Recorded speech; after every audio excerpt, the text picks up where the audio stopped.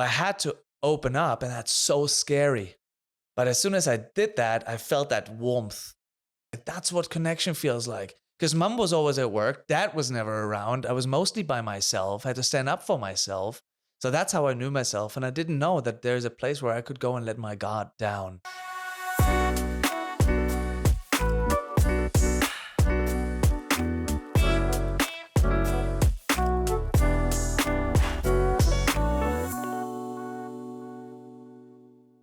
Hello, I'm Sam. And I'm Amelia. Welcome back to Us Duo Podcast where we aim to build a better mindset for all better relationships. Yeah, this week on Relationship with Confidence, we actually have a guest. We haven't had a guest on our podcast for quite a while, so we're excited for this one. It's talking about his journey, how he got to where he is now to build his confidence, but really to find true confidence within himself. Yeah. And this particular person's obviously come from quite some life experience, and he is also founder of MindCom. So, Tim, welcome. Welcome. Thank you for joining us. Thanks for having me. Yeah, so we wanted to just start off a little bit about where you started from, because you are from Germany. Yeah. Yeah. Also, we didn't mention he has the best accent interpretation, so you might hear that every now and then within this. But yeah, just give us a little your background living in Germany, growing up, and how your confidence was back then. So I was actually prohibited by my partner to dive into too many accents, quality control. But we see how we go, huh? Make it work in the way.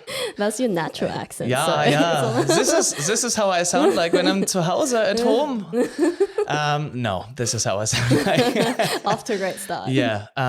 Diving into confidence when I was in Germany. That's a really good question. So I'm East German originally. So I was born in the East, which back in the day was ruled by a communistic regime, Erich Honecker. And we escaped back in the day. So that was my mother, my uncle, and myself. And I was 6 or coming to 7. So we escaped in October. Wow. And then at the end of October, the wall actually came down, or people walked across the border and border guards wouldn't stop anyone because it's just too many people. So we flew to Hungary, and from Hungary we took a bus trip with other refugees into Austria. And then from Austria, we went to West Germany. And then sort of we got dispersed in even smaller and smaller groups and ended up living at a pub for 3 months in a small town. And then we sort of settled into the countryside in Bavaria. And going to school, if you have an East German accents are very different in Germany, wherever you go. And the East German accent is quite funny for any German that's listening. They will probably be nodding their heads right now. And I stood out like a sore thumb in the school. So, of course, it was an open target to be bullied. And I think, Sam, Yes. a thing or two about Yes, I do. being different. Yes. Yeah. Even though I looked the same, I didn't sound the same. So I think it was a little bit better than yours. But maybe That's only Asian. Yeah, physically I could hide until somebody asked me a question.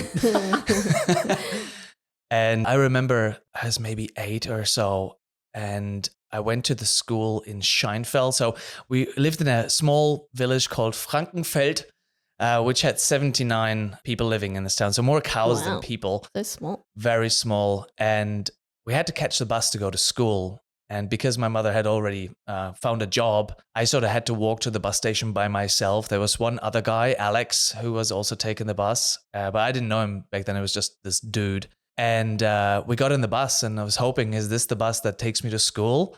And I got to the school, needing to walk in, finding the principal office all by myself. It was sort of really out of my depth, but not having a choice, so to speak, sort of drives you forward, or drove me forward anyway. Anyway, they got me into the class, and come the first lunch break, I was just in the sort of open area, and one of the fellas came up and said, "Oh, you're from East Germany?" And he just started talking stuff. And very quickly, he started to get pushy. And I got into my first fight ever. And it damaged my new watch. It had a blue ring around the top, and it damaged it. And I got so mad. And I didn't push back or anything. And I had to go to the principal's office, go through this whole sort of saga. Then, of course, the next week they tried it again. And this time I sort of vowed to push back, which ended me again in the principal's office for an even longer saga. From there, I sort of felt, and it wasn't a conscious decision, I just felt being bullied is worse than leaning in against the bully. But that also sort of built a bully attitude, because it's always on the aggressive side. As soon as I walked in somewhere, it's like, where's the opposition? Who do I need to target in order to sit here peacefully? And that sort of made maybe the start to wanting to be more confident, or in quotes, behaving confident, because I certainly wasn't confident. I was very scared as a kid, out of my depth in a new school, not knowing where to go. But needing to lean forward, I guess. Yeah, and putting up a front just to make you look confident, right? Yeah, just put on a brave face to a very scary situation that I couldn't get out of, because that's the school that I'm going to now, and that's what it is. Were you still 7 at that time? Or? I think it was 7 or 8. Yeah, so it was second grade. Still really young. To go through all of that. Far on. Yeah, because I definitely do resonate with the whole bullying side of things. But obviously your experience started younger than me. For me, it was more like high schoolish. So I think I was like 13 all the way up to ending of high school. It's just one of those unknown situations, right? Yeah. It's just, how the fuck do you handle it? What do I do? Who do I need to pick on? Who do I need to react? To not mess with me. Yeah. I think when I turned 13, I already graduated from bully school. I had You were the mafia. most of the tricks down. Yeah, how to walk, how to talk, how to keep eye contact in a difficult situation. So how did all that experience and just being bullied, going into like a new school, not really expecting anything, then to be bullied, how did that impact you, and also finding your own sense of self? I'm not sure if I sort of have any working memory of what it was like before. Maybe sort of around the age of 12, maybe looking into it, a sense of self sort of starts to bubble up in my memory. And that's more so I'm the one that causes trouble. So that's what I've been constantly told eventually. Clearly, I wasn't very interested in school. Anything that wasn't sports, biology, or later on English wasn't really my cup of tea. And so I wasn't the most attentive student, I suppose. And I'm a very dominant personality as well. Like, you probably won't see me because I'm fairly average in height, but I do have a voice and you will hear me. And that maybe didn't help. But an identity sort of formed, a self-image formed where I am the problem. Because I clearly was always at the principal's office after any altercation. And of course, nobody asks who threw the first punch. Right? They only come and they see whoever's sitting on top of the other person. He's the culprit. And so that makes me the culprit. Although they didn't see the last 5-6 incidences where they tried and I tried to defuse it. And then eventually you get me on the wrong foot, or I just had enough. And it's your fault. Yeah, well, then I will physically let you know that I'm not okay with your attitude. And of course, that then is seen by the teachers. Get to the principal's office, you get a letter home, your mom has to sign it. It was good that my mom was on behind me, sort of thing. It's like, just learn your lesson from it. Yeah. It's like, okay, punch without being seen. Punch and then go underneath and let the other person be on top. Yes, just ninja this. So why did you feel like, or you thought that you were the problem though from that point? Well, that's what I've been taught throughout school. If you're not a really good student, I'm not a fan of math, and now teaching people how to get difficult information across with ease, something that's hard to understand, to package it nicely. Looking back, the math teacher certainly didn't do that. And if you're not a conscientious sort of person that likes spreadsheets and data and detail, math is probably not for you, especially if it's been taught by the numbers. So I got bored pretty quickly. And then, of course, I'm the one that's at fault. Like, why can't you pay attention? Why are you always making trouble? And if that's been taught to you over and over and over again, then eventually you sort of think, well, must be true. And I must be the one that's causing trouble, because trouble seems to be following me. And eventually I've sort of learned how to just lean into the role and own up to it. That's so sad to hear, though, as like a young kid, to think that you're the problem, you're the one at fault. So that would have been hard. Yeah, I think it cuts across still, even to this day. There's in schools all across Australia or the world, kids are being taught that you're the problem. If you're not paying attention, you have to work on your attention span. It's not we as teachers has to learn how to deliver better. It's you. You need to learn harder. You need to do more. It's like, no, you're a child. Mm. You should be supported in the way that you want to learn. You know, if we look at like the Steiner school, or I think there's the Waldorf school as well, they look into, okay, what is your character traits? How do you digest information best? And they try to tailor their learning strategies to the child, which creates a completely different personality that comes Yeah, it out, does. right? Rather than you just been chewed through the system. Yeah, like Yeah. this is the Mm. process. If you don't follow it, it's your fault. Or Yeah, you're that's not it. doing good enough. Yeah. Or, yeah. Yeah. A quick interruption. We want to thank all of you who have been supporting us. And if you haven't already, please like, comment, and subscribe on our YouTube. If you found any of our episodes helpful, please share to your friends and family, as it would help us grow. Now back to the episode. So just digging a little bit back, only if you don't mind sharing, because Sure. on our phone call we did talk about like your family, how like your father left you really early on. We just want to know like how that impacted you in terms of confidence as well, like growing up and having no figure to follow. Yeah. Well, they split when I was 2 years old. And he used to live in the block across from us, like in East Germany. So I could visit him every so often. But then as we escaped East Germany, and he then escaped like a year later or so, he lived quite far away, like 2-3 hours. And so I would see him every second or fourth weekend. But it wasn't a very good relationship. So I didn't enjoy spending time there. He wasn't a very attentive father, I'd say. Very poor upbringing in both mentally and financially. So I think he had a lot of problems within himself back in the day. He's an alcoholic now, so been an alcoholic. So he's struggling with that. And I think that, you know, seeing it from the outside now, being an adult, I have a lot of empathy for him. That I think you make the best choices with what you know. And if you don't know much, it's very difficult to make good choices. And if you're caught in an emotion where your self-image is probably also not really fantastic, then of course there's going to be blocks there. So I wasn't enjoying my time. Like he would go out with his girlfriend and the weekend where I'm visiting and I'm just at home. Oh. I'm like, this is, didn't feel great. Yeah. So, you know, what are you telling the child on an emotional level, right? Yeah. You stay here in this empty house. Well, we'll go have fun and then we'll deal with you later. Yeah. And it's like, I'm the dog. So you're like, you want to have quality time, but then he's just like, see you later. Yeah. Yes, exactly. Well, anyway, we didn't. So he wasn't there when I was growing up in West Germany. And mum, of course, having a full-time job, she wasn't there either most of the time. So if there was any problems, we knock off at school at 1 o'clock in Germany. Oh, Yeah. So wow. that's- The life. Yeah, I know. What the? And from then, you know, it's free reign. But what do you do with all this free reign if you're unsupervised, Yeah. you know? Yeah. You get into trouble in school, you probably get into trouble outside school because, you know, you're a young 12, 13-year-old boy, you know, living in a small town. You're going to get up to mischief because no phones, no nothing. You just play outside. You do dumb, silly stuff. So I sort of learned how to speak up for myself because there wasn't mum to call or dad to call. No one would have my back. I remember one time maybe I was 12 or so. We were living we've moved and I've changed schools. And we lived in another small town and we were at the playground and there was this rather big guy. I think his name was Willie. And very suitable name for this. Willie. And Willie was quite big and he would call me Udo. So my name's Tim, but he called me Udo, which it's an acronym for Unser dummer Ossi, our stupid East German. And of course, I learned how to lean against any sort of pressure that come towards me, to sort of stake my claim as well and to know that I'm not a walkover. But he was much bigger than I was.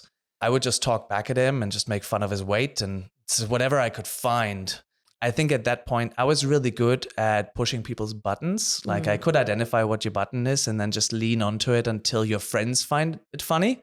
And that sort of would change the dynamic into my favor because it's going to be very difficult for you to act tough if your friends have abandoned you spiritually and emotionally. And that sort of would win most of the fights, actually. If you just verbalize correctly, you could get out of a lot of fights, or I could get out of a lot of fights. But not so with Willie. And he started chasing after me, but it was nearly impossible to catch me when I was younger.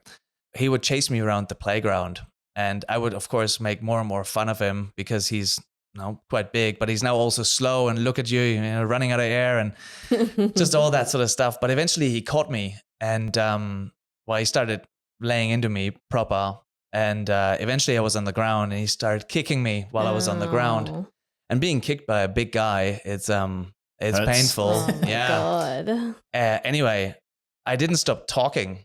And I said, is this all you got? Like, come on, give me one more for good measure. And I could feel that he's started to wane, like his juice is running out. And in my mind, I've sort of thought, if I can beat the clock here and just make him completely drain himself, and I could get up and he'd be out of breath, I'd sort of win that fight. And that's what I did. I just kept talking back at him and sort of motivating him to keep kicking and punching me. And eventually he stopped because he couldn't do it anymore. And so I continued to make fun of him while I sort of crawl away and got back on my feet. Oh, And that sort of turned the tide because there's onlookers, but nobody helped because nobody wants to be a you know, part yeah, of be it. involved. be a or part of like- it. So you have this sort of ring of people around you and no one's helping. And then to step up and notice that I think I've won this fight, at least psychologically. Physically, no, I didn't because I was bleeding and black and blue for days after. Oh, good. But I sort of won it. And that changed the relationship that Willie had with me as well, because he wouldn't just come along and say something. So I must have earned some sort of respect. But it came at a heavy cost. And Your ribs. You got fucked up. Your ribs, your stomach being bruised. Yeah.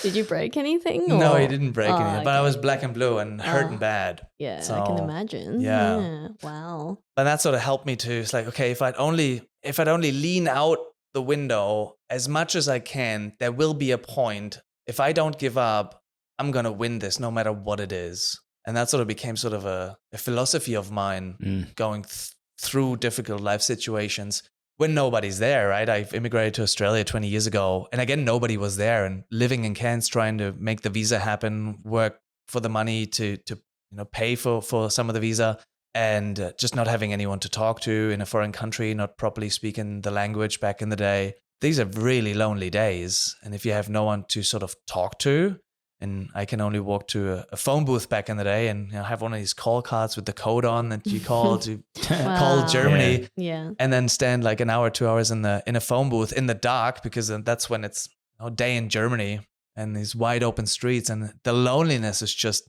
Wow. fairly unbearable.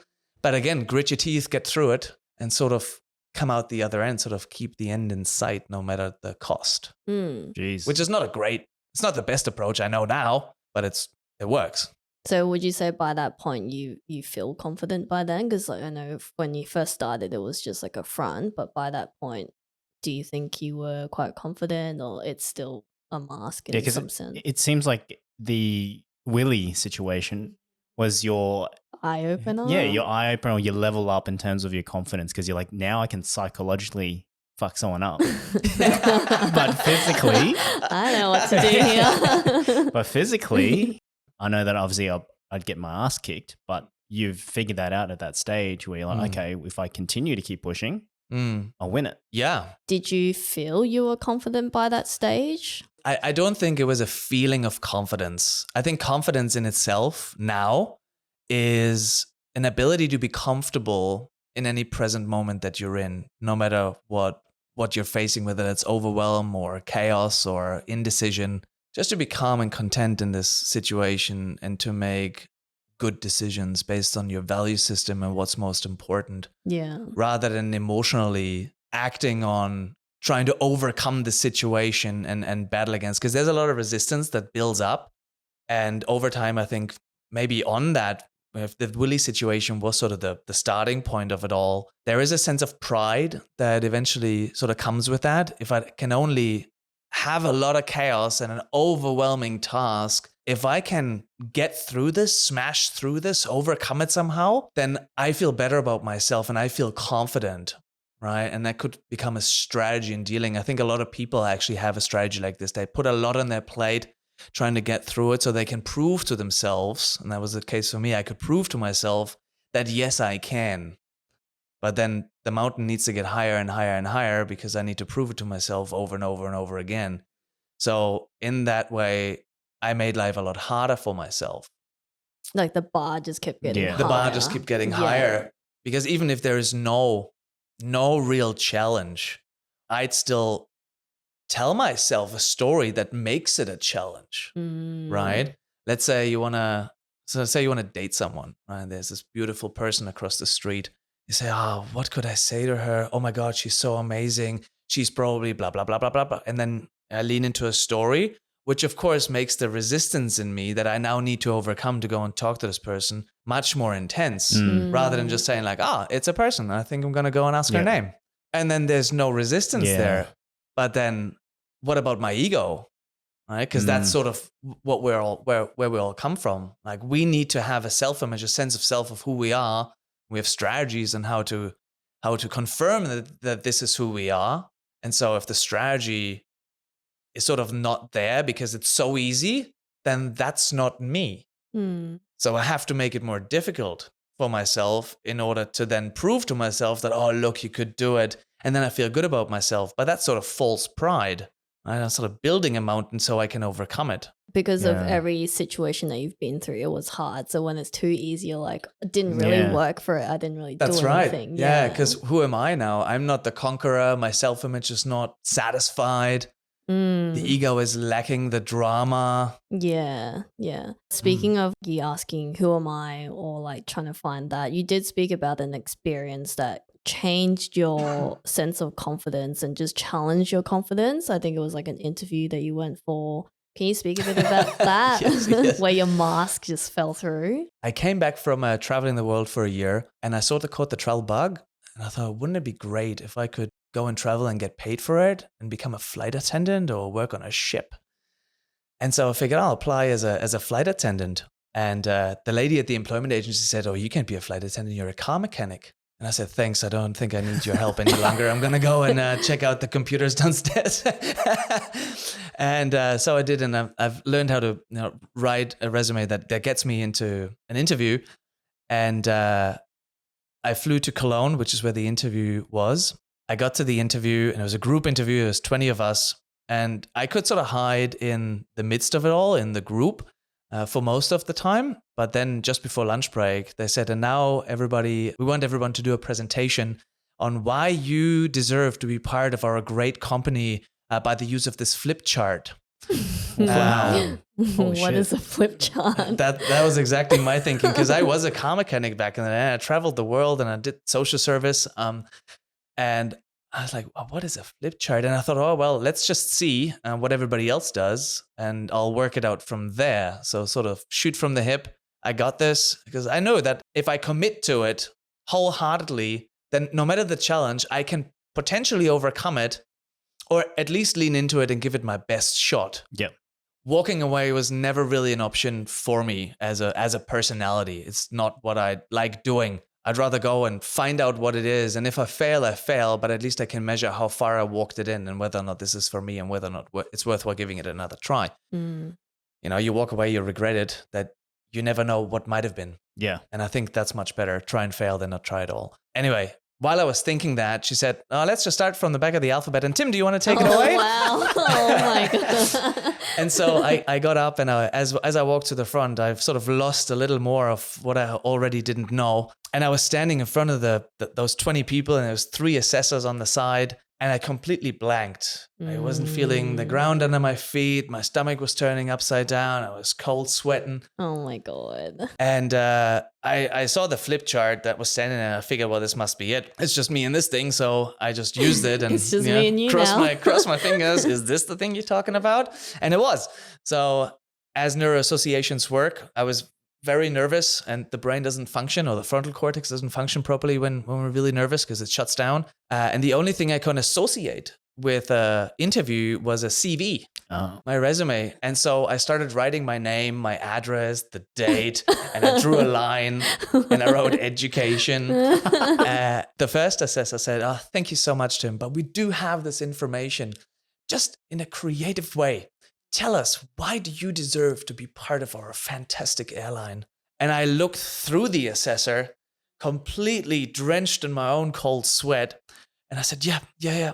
And I just started writing the date when I started school, elementary school, and then high school. I drew another line, and I was about to write career. And then the second assessor said, thank you so much. And just once again, just take your time. Just in a few creative, maybe strokes or words, let us know why you deserve to be part of our company. And I again looked right through the assessor. I looked at the audience. I think they all felt empathy for me, but all I could see was horror staring back at me. And so I started writing career under the second line I drew. And then the third assessor said, thank you so much, Tim. You can take a seat now. Oh my And god. then after the lunch break, my name tag was gone and I could Oh. leave. And that was sort of the realization that maybe I can't lean into everything because this just completely wiped the floor with me. What happened? And then I sort of started to look deeper into where does confidence actually come from. I didn't Google confidence. There wasn't no Google back in the day. I started reading German philosophers and stuff like that, thinking, okay, maybe that will give me an idea of who I am and what I need to do, because clearly this was weird. What happened? And I sort of started to sort of build it from the ground up, understand what is a human being? Why is this happening? Shit. So that was like the first moment that really slapped you in the face. Yeah, I think that was the first moment that slapped me in the face, and I didn't walk away feeling at least that this was a draw. Yeah. I completely lost in front of a group of people where I knew I could do this. So what happened? Why did it all go so wrong so quickly? Did it take you long to bounce back? You walked in real confident. So well, it did take a couple of days. Yeah. I don't see a lot of point in sitting in misery. Yeah. I mean, I was depressed when I was 21, so fairly suicidally depressed. So there is a place for misery in my life for sure. Yeah. But I don't believe in sitting around contemplating, what you could have why, done. what could I have done? Yeah. It's like, okay, what needs to happen next? That sort of, because that's the only thing that I have control over. I don't have control over the past. I only have control over my next step. Yeah. But if I don't know who I am and what I need to do now, then what is the next step? And then sort of stuck in indecision. Yeah. How did you correlate that experience with also thinking or finding out who you are and what you are? All right. So when I was 21, so I got a job as a flight attendant eventually. Oh, nice. Right? It worked out. It worked out. I actually got with a coach for a session, and she said, tell me who you are and what you do and why you deserve a job at this company. And It's a different interview? No, this was the coach. Ah, okay. And she said, what I see written all across you in neon lights is I don't want this job. And then she said, look at your posture, look at your energy. Like none of that says I'm committed to this. None of that says I'm confident. Do you know what environment you're in? And do you understand what you need to do? And of course, I had no idea. And that sort of then got me thinking. I did a interview assessment booklet and then got a job. And then I moved to Stuttgart all by myself in sort of a basement apartment close to the airport. I didn't know anyone. And that's sort of when my depression started happening, although the job was amazing. And I get to fly across the globe and see different cultures. And it was a wonderful thing just to see how other cultures live and how we all communicate. And that ultimately we all have the same needs. It doesn't matter what background you come from. We all need safety. We all need comfort. We all need food. We all need connection. There's very little that differs. Anyway, that was just something that I got curious about, but at the same time I started to get really depressed because my environment was not supporting me at all. Other than the job, I had nothing. Sitting in a basement on a small village at the outskirts of an airport, it's pretty depressive, and especially in winter when it all gets dark real quick. And yeah, anyway, so I started asking the question, who am I? And who am I is a question of perception, right? Because it's the story I tell myself. Like when I told myself after Willie that I can get through this. And sort of then, but I need the mountain in order to assure myself that this is who I am. So as soon as I let go of that mountain that I need to overcome, then who am I? Right? That sort of rings true for people that are married to their job. Yeah. Right? You need that job in order to identify who you are. Relationships is the same. You have the other person that helps you identify who you are. But that sort of borrowed sort of self-perception, it's not really you. So, and I've struggled a long time with this question, who am I? Because I couldn't find an answer. And eventually I've asked myself, well, a better question would be, what am I? Because that's easier to answer because I'm a human being. So what makes a human being? I have needs, I have thoughts, I have emotions. Well, how does that all correlate? And how does that concoct my sense of self? And starting from there, I sort of started to get a better grip on managing my emotions, understanding what confidence is really like. And so instead of being in my mind trying to push for something, I could just be with myself and give myself what I need, which is maybe reassurance, rather than push myself. Come on, let's do one more, like a drill instructor, right? Terry Crews. Yeah. It was like five interviews. Let's do one more. Come on, go, go, go. What's next? What's next? Focus on the solution. Yeah. Right? Rather than going, okay, what do you need right now to actually make yourself whole again? And what do you need to move forward? And starting to understand that while going through the depression. So okay, what is it that I need? And then somebody that I knew said, hey, you should look into this guy, Marshall B. Rosenberg. He does nonviolent communication. He's passed now, but he rolled out an organization that teaches how to communicate based on needs rather than just based on what we want or what we think, connecting to the underlying emotion that drives our behavior. And as soon as I understood that, my depression went away. Nice. Because I understood what I needed to give myself. I needed some connection. I needed some company. So I made a conscious effort to go out and meet people and make an effort to show up to places.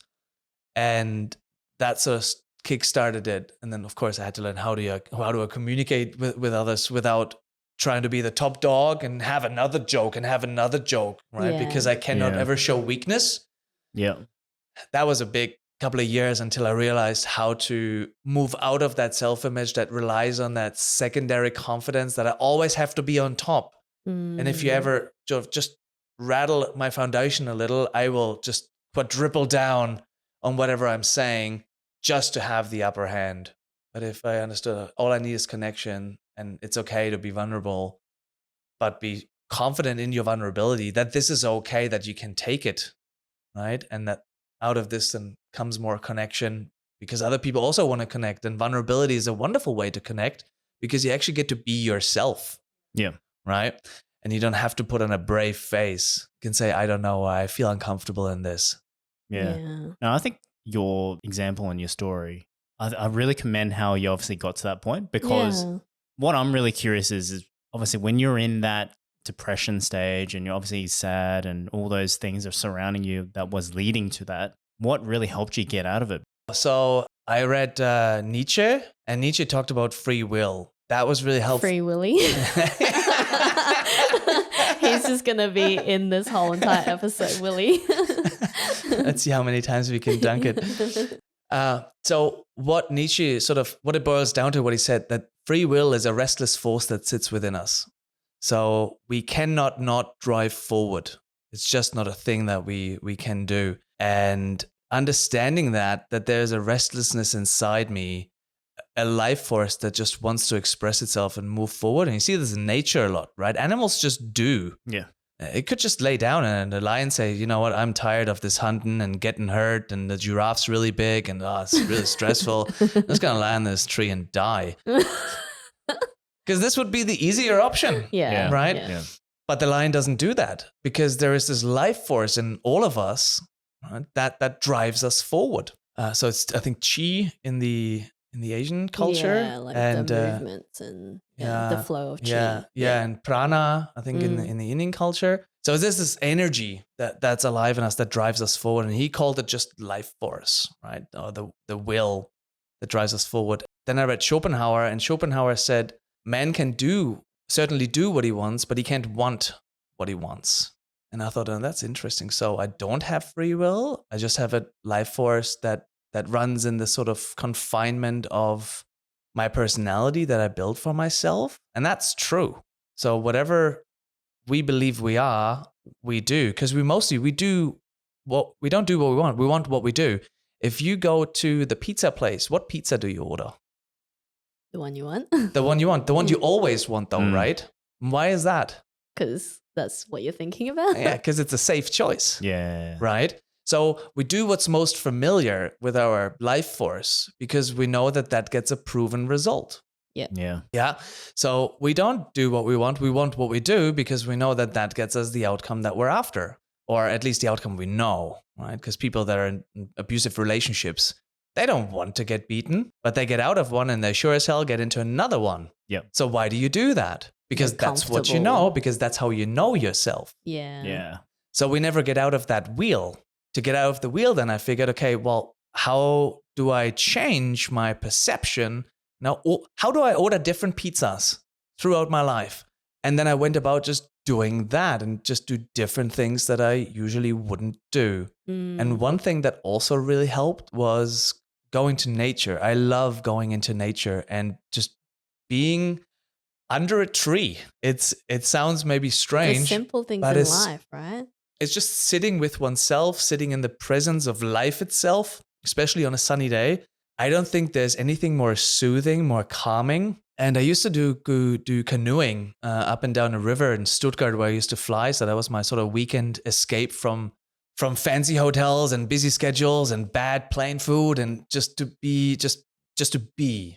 And looking into Zen and Buddhism back in the day, I realized that, well, the present moment is really the moment that I have control over. I don't have control over the future. I don't have control over the past.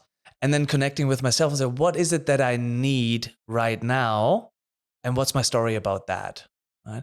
So, for example, if I'd say, let's get real vulnerable and say, I'd really like a cuddle. Right. And then the old me, right. And I hope we're not going to get canceled, but the old me in the 90s would say, well, that's gay. Yeah. Right. Yeah. Because that's how I saw myself. I have to be hard. And if I show any vulnerability, then it's a negative. Yeah. it's a negative. Yeah. So I couldn't hold on a relationship to save my life. So I had to open up, and that's so scary because that's a very different type of pizza than I'm eating. Yeah. But as soon as I did that, I felt that warmth.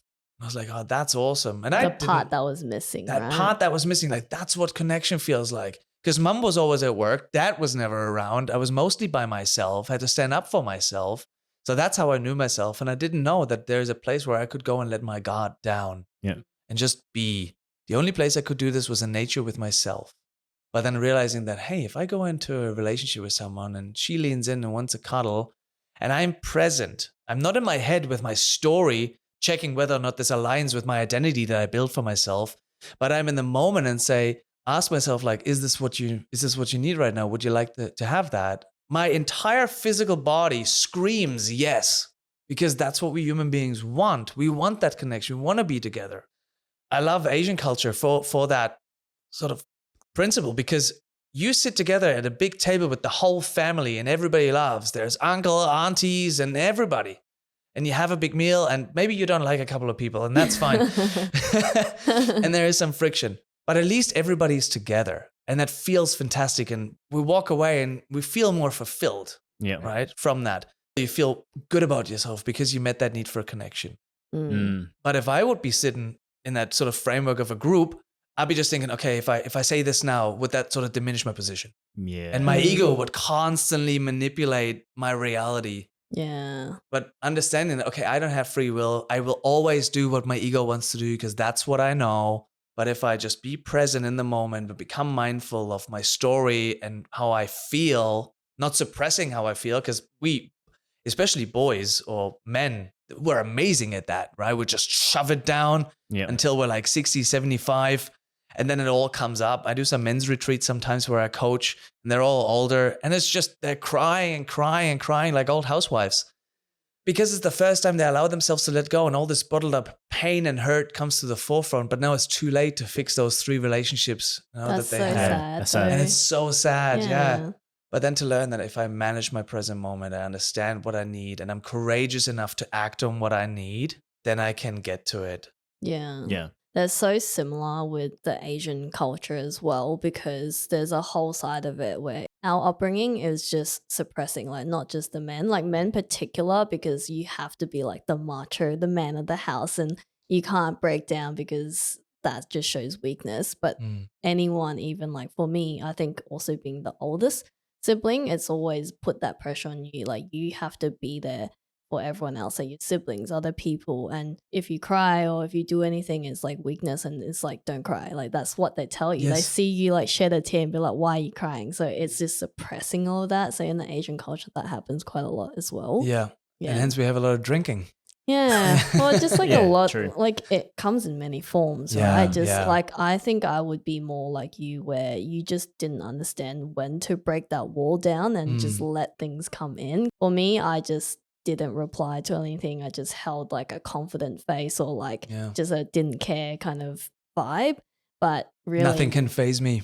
Yeah, like exactly. And then like if something did challenge me or struggle, I wouldn't ask anyone. Like I'll be like, I've got this, but really I'm trying to figure it out on myself, on my own. But after a really long time, you realize that you shouldn't have to feel like you should do these alone. Yeah. Like sometimes you can ask for help. You can tell people that you're struggling. Yeah. Yeah. And it's so much better to ask for help because things go so much faster. Yeah. Yeah. You don't have to do all the work by yourself. Someone's already figured it out, and they're probably super happy to lend you a hand because we love to contribute to other people's successes, right? Yeah. But just needing to ask that and say, oh my God, The scariest who thing. am I becoming? Like, Yeah. I'm not the person that I need to be. Who do you need to be this person for? Yeah. Yeah. Right. And I think there's something to be said if you're leading a family or you're leading a company, you have to have a strong sense of control, at least externally, to your people, because there's probably people that look up to you. Yeah. Mm. But having said that, if you are that person that has that, you have to have an environment where you can let your hair down as well, your guard down as well, because otherwise that'll eat you from the inside. Yeah, it just shows that you're human, right? Yeah. Like you have challenges, you have struggles, and it lets other people to be vulnerable too, so that you can all share this together. Yeah, and it's so much better if you're vulnerable with your friends or the people that you're with, because you get to know who everybody is. And once you have a difficult situation, like one of my best friends, he's got divorced and it was a bit messy. And so who are you after a divorce? After several years and several kids now living in a share house, what happened to your life? Who are you? And if you can't talk to anyone because you can't be vulnerable and you have no one to be vulnerable with because they're all really cool, then you have a problem. So having that ability to like sit with him back in the day and just be able to talk about stuff and cry and maybe even cry together because it's a very deep and sad situation that you're in, and to share that, I think that's such a powerful ability to have, to really dive into the need. And there can be a need for sadness because we need to process, and sort of sadness does that for us. We get to sit and wallow in our own sort of pain, but not rejecting it, just like sort of letting it wash over us, and someone's there that helps to let it wash over them as well, maybe. Yeah. So you're not alone in this, and there's strength in that, because now there's the two of us in there together. And even if you don't have anyone, if you have that awareness internally and you can reassure yourself that, no, Tim, you got this, right? Or no, Sam, you got this. I'm here with you, because there's this voice inside you and can talk against you and beat you down. You know, why didn't you get the job? Or you lost a client, you idiot. Right? Yeah. Willie was right. Willie told you so. Right? But to have that ability to be vulnerable, I think there's real strength in that. Yeah, and I think it's also like a big challenge as well, because everyone grew up, or many of us grew up thinking that happiness is like the good times, and like being confident is like the good thing. But sometimes you have to realize you have to go through sad moments or challenges, and that's all part of life. It may seem like it's a bad thing at the time, but it's good for you to build you to who you are, or like build you as a person. Yeah, because how do you even measure happiness? Against what do you measure it if you don't have unhappiness or tragedy? If you go through tragedy and you see how deep it can really go, the sadness and the hurt and the pain and the loneliness, once you come out the other end, I can go 500% into sadness, but that means you can also go 500% into happiness. But if you only have happiness, how do you know how far you're going? Yeah, exactly. Yeah. Yeah, you're just I think you heading need like both. that one way without really checking left or right or seeing what's happening around you. So in terms of that situation of the dark times and like being suicidal, and did that give you like any life lessons that you've learned or taken away from that? I think in short, this is one sentence: have your own back. Like if you abandon yourself, and I have quite a few clients sometimes who are abandoning themselves if things get tough or difficult. Say you walk into a situation that feels overwhelming. And that could be you need to give a presentation somewhere and you feel out of your depth because you feel exposed and vulnerable, and there's judgment of your peers, and you might lose your reputation. And if you lose your reputation, then you lose your job. And if you lose your job, you lose your family. And if you lose your family, Catastrophizing. you catastrophe. That's what we do, right? That's what yeah. everybody does. And we're not having our own back here. We're rolling down that infinite hill of misery. But if we can catch it and say, no, I got you, man. You got this. And even if you don't have this, who cares? Get another job. You're amazing. And if you can do that to yourself, which I think a lot of people have problems with, especially now, social media, we all compare ourselves to others, right? I think that's normal, just to find your place in society. But at the same time, when do you know that it's becoming toxic or unhelpful? Right? Or when do you feeling an ego that thrives on misery? And there's quite a few people that you create a lot of drama in your life, and then you go and you talk to a friend and they listen to your story, and that meets your need for a connection. And so you go to another friend and tell the same story, but this time the story is bigger and better. And they listen to your story and there's even bigger and better connection. And then you go to your next friend, and so the story sort of grows until the story is run. And you go, I need connection. But you don't have any other strategy. You're going to create more drama. And so you never have your own back, because that's your strategy to get connection. Like my strategy was to build a mountain so I can get to feel good about myself and get to confidence, right? Ultimately, it comes down to strategies and what pizzas you know. Yeah. Yep. But if you can reassure yourself and catch your self-talk, you can regulate the emotion that's alive in you. And once you're able to do that, there is nothing that you cannot do. Yeah. Even if you fail, and you just keep reassuring yourself and you keep believing in yourself and you're real with yourself, right? Not ego-driven. It's like, oh, you just have to be better at that. But more like a firefighter and saying, okay, what started the fire? Let's go and investigate. And so you failed here, you didn't measure up here, this needs improving. And then you go about working on yourself, your mindset, the way you deal with yourself, you deal with others, the way you deal with failure, whatever it is. And you learn and grow, and then you try again. There's no stopping point to your success. Yeah. It's just a matter of time then. Do you think failure is a perception though? Because like some people might think failure isn't really failure. Like you just think about it and it's just a learning curve or a lesson. So it's not really fail. So sometimes if you think that you actually fail, you really believe that you fail. Let me ask you a question. So let's say you're going for a jog, right? And you go jogging through the woods and you trip on a root and you fall and you face plant. Ow. Ow. From the time where you tripped over the root till the moment you face planted, have you made progress? You moved a step forward. Well, you moved the length of your body, Yeah. right? So you still made progress even though you failed. So I think there's no such thing as failure, like the interpretation that failure is something negative. Yeah. It's something painful, but failure in itself is just a learning point where you met your borderline of what it is that you know or can handle. Yeah. And next time you'd be like, I'll check the floor and not trip over. Yeah, you go like, oh, next time I'm going running, I'll better check for roots, because they sort of can. And no matter what you're building, whether it's you're building a podcast, right? So, okay, what else do we need to do? Yeah. What are we not considering? Why didn't it work? And you sort of sift through it. And there could be actually a lot of joy in it. Yeah. Because the more failure you make, the more research you sort of open up for yourself. Opportunities. The more opportunities you find. So if you don't know what to do, go and fail at something. Yeah, the fastest way to learn is to fail. Is to fail, yeah. I mean, I've been building my business for like the last 10 years. And the first 5 years was just walking from failure to failure. I can't remember who said it. I think it was, who was England's prime minister during the Second World War? Person. We will fight on the beaches. We will fight someone. Here's the accent. Wait, what? I don't know. I'm really bad Oh, at man, these. it's on the tip of my tongue. Rachel, quickly He research. had a big cigar in his mouth. I don't remember the name, but I know his face. Yeah, we'll get to it.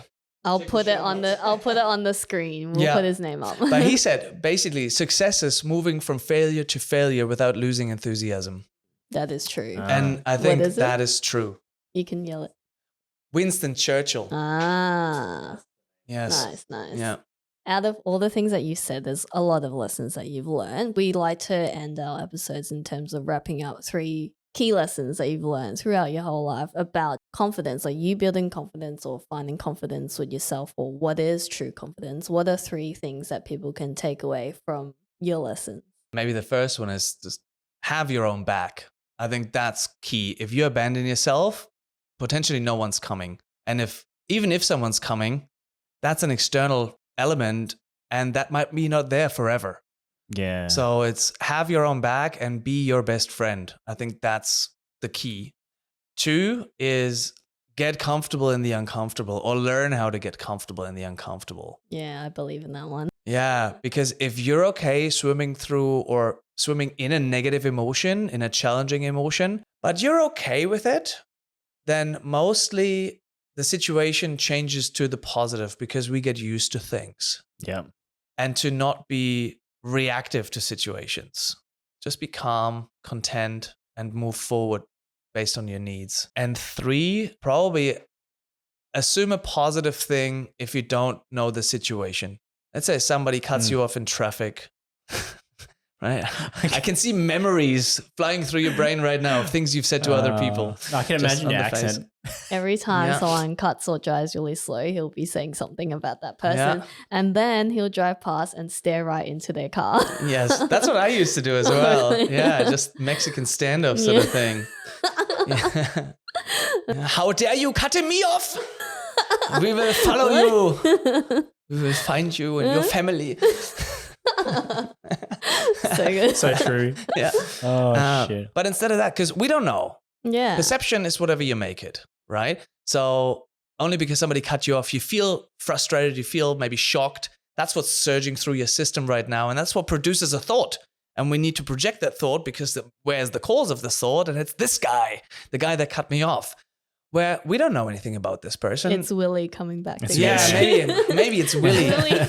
Let's check the car, Sam. Fucking Willie. But I think maybe he needs to go to the bathrooms, or his kid just got Yeah. run over, or He needs to take a shit. his wife's giving birth. Just assume a positive thing. They probably have a reason for what they're doing. Just because you don't understand it doesn't mean they're doing something against you. Most people are consumed with themselves, Yeah. right? Hence social media is so such a banger. Yeah. They're probably busy within themselves. It meant nothing about you. So don't buy into that impulse. Yeah. Think positive, project something positive, because it's not going to help you through your day anyway. Being negative, just think, okay, this dude's an idiot. He's probably not going to live very long if he does that. I hope he learns, and I wish him all the best. There's also, it's not a quote, or it's just a saying, like, you can't buy your time back. So if every moment that you're using your time to be angry or frustrated, you're losing that time, you can't buy it back. So why use that time be angry? You might as well use that and think positive or do something that makes you happy. Yeah. That's Yeah. a good one, eh? Maybe to finish off with, we do a lot of conflict resolution training with people, and I mostly ask questions like, how many times have you had this argument? Just not with that person, the arguments that we have in the shower with people in our heads. And we always win that argument. And you go in the shower, you're already a bit amped because you're thinking about it. And you have 5 minutes or so to just completely lean into the argument that you forget to even wash yourself. and then you step out and you feel even more amped. But now it's the nighttime and you're all super pumped. That other person is probably playing lawn bowls with their mates, having a good time. And you're the one that's living in misery. It's like, don't let other people rob your happiness. Just control your mind, control your thoughts. Yeah. Yeah. It reminds me of there's like a meme or like a joke where the girlfriend would wake up from a dream, like say the boyfriend cheated, and they're automatically angry, and you turn around and boyfriend like comes for a hug and they're like, don't touch me. Yeah, I feel there is a story there. Yeah. Has that happened? I'm looking at you. It's a common thing apparently. So. Sure, yeah. Yeah. Yeah, but exactly, that's the point. Yeah, it's like whatever is alive in us right now produces our mindscape. But that's just based on the emotion. And the emotion is probably based on whether or not we're going towards or away from a need. And if you understand, what do I need right now? You can then create a strategy to sort of move towards the need or talk yourself towards the need and then meet that need and then feel better about yourself. And the more you do it, the more pizzas you taste, the more willies you encounter. That's such a... So much double meaning in this one. So much talk about pizza. We need to know, do you like pineapple on pizzas? I don't mind it. If you're buying a pineapple pizza and you offer me a piece, I'll happily say thank you and I'll eat it. But I'm not a fan of pineapple on my pizza or my burger. Having said that, I love pineapple. Just the fruit itself is the best thing. Yeah, Queensland summer. Cut it up, put it on a barbecue skewer, put it in the freezer, and then bring it out in a barbecue. Best thing ever. Sounds like next level pineapple. Yeah. But just not on burgers and pizza. No, don't cook your pineapple, man. That's stop He doing loves that. it. So Hawaiian, man. It's the shit. Hawaiian. It's the go. All Yeah. right. And fair enough, you know. We used to fly to the Azores, which is an island just off Portugal. They used to serve crew meals when we were sitting at the airport, and the airport would just bring us meals. And it would always be fish. And the first time I thought, oh, this is great. And I dug into it. I was like, oh, this is so soft, this piece of fish.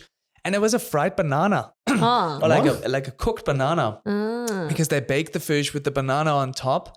And I spat it out. I was like, wow, what fish is this? It's not fish, it's banana, because that's what they do. So, Wouldn't it be mushy? yeah, very mushy. Yeah, very soft fish. Interesting. But it's, you know, whatever floats that sort of place's boat, I guess. You know, if you go to Colombia or some Amazon jungle, you get spider and monkey brain, and that's a delicacy there. Yeah. You know, you go to Asia and you get fried cockroaches. Yeah. Oh, yes. Try to give a Scorpion. German a fried cockroach. It's like, where is the bratwurst? Give me a bratwurst. I want something familiar. That's so funny. Yeah. Well, is there any last words that you want to share to people, or even just a bit about MindCom? Well, first of all, thanks for having me. This has That's been okay. awesome. You're welcome. Maybe from MindCom. Yeah, check us out. Mindcom.com.au. Lots of workshops that are happening. Some free, some paid.